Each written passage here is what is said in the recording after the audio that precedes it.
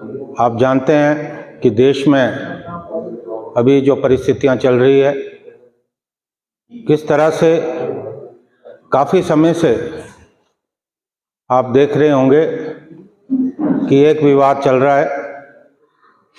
देश के प्रधानमंत्री श्री नरेंद्र मोदी के परम मित्र अडानी साहब को लेकर, जो देश के बहुत बड़े पूंजीपति है, जिनकी गिनती विश्व में दूसरे नंबर पर अमीर व्यक्तियों में हो रही है। ये बात अलग है कि एक समय वो 609 नंबर पे थे और मोदी साहब की अनुकंपा से, उनकी कृपा से वो दूसरे नंबर पे पहुंचे। अखिल भारतीय कांग्रेस कमेटी ने निर्णय लिया है कि देश के 23 प्रमुख शहरों में हम कांग्रेस के पक्ष को लेकर प्रेस वार्ता करेंगे। और इसी संदर्भ में आज मुझे आप लोगों के बीच में पार्टी की बात करने का मौका मिला है। आप जानते हैं इस वक्त देश में महंगाई चरम सीमा पे है, आम आदमी का जीना दुभर हो गया है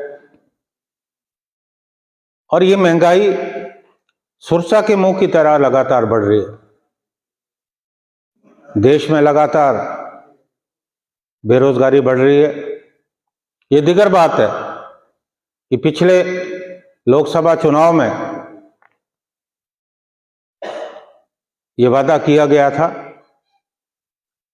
कि हर वर्ष 2 करोड़ रोजगार देंगे, और इतने वर्षों के बाद भी लोग उस रोजगार का इंतजार करें जो मोदी साहब ने चुनाव से पूर्व जनता से वायदा किया था। देश में कुशासन है और आज विपक्षी दल होने के नाते, क्योंकि लोकतंत्र में विपक्ष की एक अहम जिम्मेवारी होती और हम एक प्रमुख विपक्षी दल होने के नाते उस जिम्मेवारी का निर्वहन कर रहे हैं। और आज देश में जितनी समस्याएं, जितने ज्वलंत मुद्दे हैं, उन मुद्दों को लेकर समय समय पर हम जनता के बीच में जा रहे हैं। एक बहुत ही खेद का विषय कि जो देश के गिने चुने पूंजीपति है, उन्हें जनता को लूटने की पूरी छूट है। और कांग्रेस पार्टी इस लूट और इन घोटालों के खिलाफ, जहां जनता के बीच में मुखर है, वहां संसद के अंदर भी इन मामलों को प्रमुखता से उठाया जा रहा है। और अभी पिछले दिनों जब संसद का सत्र चल रहा था, तो हमारे नेता श्री राहुल गांधी जी, हमारे पार्टी के जो राष्ट्रीय अध्यक्ष हैं खड़गे जी,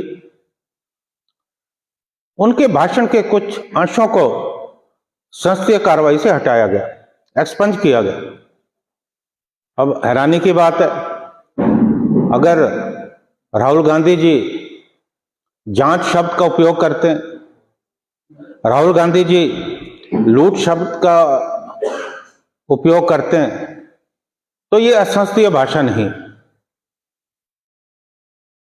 लेकिन उसके बावजूद भी उनके जो रिमार्क्स हैं, उन्हें संसद की कार्रवाई से हटा दिया। और जबकि दूसरी तरफ तो बोलने की पूरी आजादी। नेहरू जी पे खुल के बोले, प्रधानमंत्री जी ने अपने भाषण में कहा कि राहुल गांधी जी नेहरू गांधी जी का जो सरनेम नेहरू का सरनेम था उसका उपयोग क्यों नहीं करते। जहां तो ये एक ऐसे बड़े नेता जिनका इस देश के स्वतंत्रता संग्राम में बहुत बड़ा योगदान रहा, लगातार 12 वर्षों तक जेल में रहे, और उसके बाद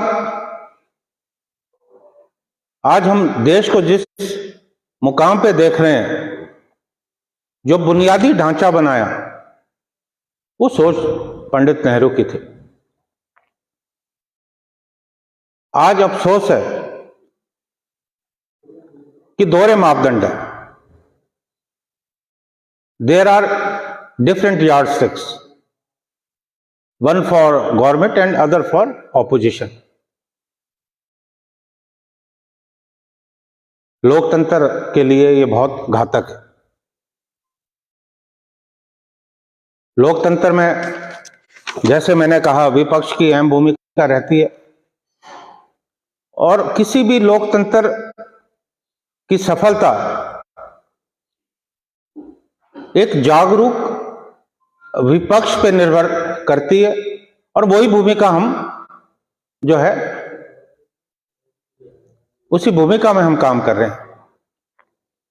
आज देश के जो संसाधन है उनका दुरुपयोग हो रहा है, भ्रष्टाचार चरम सीमा पे, और हैरानी की बात है कि जब कोई सरकार के खिलाफ आवाज उठाता है, उल्टा उससे प्रश्न पूछे जाते हैं। लोकतंत्र में प्रश्न पूछने का हक विपक्ष को होता है, और पहली बार हमने लोकतंत्र में देखा है कि प्रश्न विपक्ष से पूछे जाते हैं। और अभी संसद में अडानी के कारनामों को लेकर कि किस तरह से LIC या स्टेट बैंक ऑफ इंडिया, इन दोनों संस्थाओं पर दबाव बनाया गया कि वो अडानी की मदद करें, और जब घोटाला सामने आया तो संसद में जॉइंट पार्लियामेंट्री कमेटी, संयुक्त सदस्य समिति बनाने की मांग हुई। और मुझे हैरानी इस बात की है, अगर प्रधानमंत्री जी या सत्ता में जो लोग बैठे हैं वो साफ सुथरे हैं, उस मांग को स्वीकार क्यों नहीं करते? क्योंकि लोकसभा में, राज्यसभा में तो भारतीय जनता पार्टी और उनके सहयोगियों का बहुमत है। अब क्यों वो डर रहे हैं? आपने पूर्व में भी देखा कि कई ऐसे मौके आए जब कोई विवाद हुआ, जॉइंट पार्लियामेंट्री कमेटी बनाई गई। चाहे बॉफर्स का मामला था, उस वक्त भी जॉइंट पार्लियामेंट्री कमेटी बनी। 1992 में जब हर्षद मेहता का स्कैंडल सामने आया, उस वक्त जॉइंट पार्लियामेंट्री कमेटी बनी। 2001 में केतन मेहता की जांच के लिए जॉइंट पार्लियामेंट्री कमेटी बनी। तो कांग्रेस पार्टी की जो मांग है या विपक्षी दलों की जो मांग है कि जॉइंट पार्लियामेंट्री कमेटी बननी चाहिए, उससे ये सरकार भाग रही है। आज जो सेबी है उनकी कार्य प्रणाली पर भी प्रश्न चिन्ह है। अब है तो बहुत तफसील में बोलने को, लेकिन मैं संक्षिप्त में आपसे अपनी बात कह रहा हूं। हम आपको हिंदी और अंग्रेजी में हमने 2 फोल्डर बनाए, ये हम आपको अभी दे रहे हैं। 1 फरवरी को जो बजट पेश किया गया उसे मित्रकाल बजट की संज्ञा दी गई। आज देश में चाहे हवाई अड्डों के संचालन की बात हो, बंदरगाहों की संचालन की बात हो, रक्षा क्षेत्रों में फायदा देने की बात हो, विद्युत क्षेत्र में लाभ देने की बात हो, तो आज एक व्यक्ति को दिया जा रहा है, वो है प्रधानमंत्री के परम मित्र गौतम अडानी। इसको लेकर हमने तफसील से हमारे जो ये फोल्डर है उसमें हमने मेंशन किया है, और मेरी आपसे गुजारिश रहेगी कि कृपया करके आप उसे देखें। आज सीएजी और सीबीआई जैसी संस्थाएं, जिनसे अपेक्षा की जाती है कि वो निष्पक्षता से काम करें, क्योंकि लोकतंत्र में अगर ये संस्थाएं तटस्थ रहेंगी तभी लोगों की लोकतंत्र में आस्था बढ़ेगी। लेकिन आज इन संस्थाओं पे दबाव बनाया जा रहा है, और जो आवाज उठाने की कोशिश करता है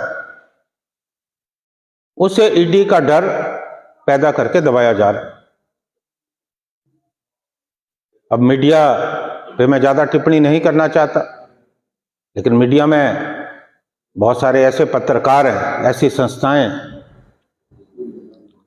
जो लोकतंत्र का जो चौथा पिलर है, चौथा स्तंभ है,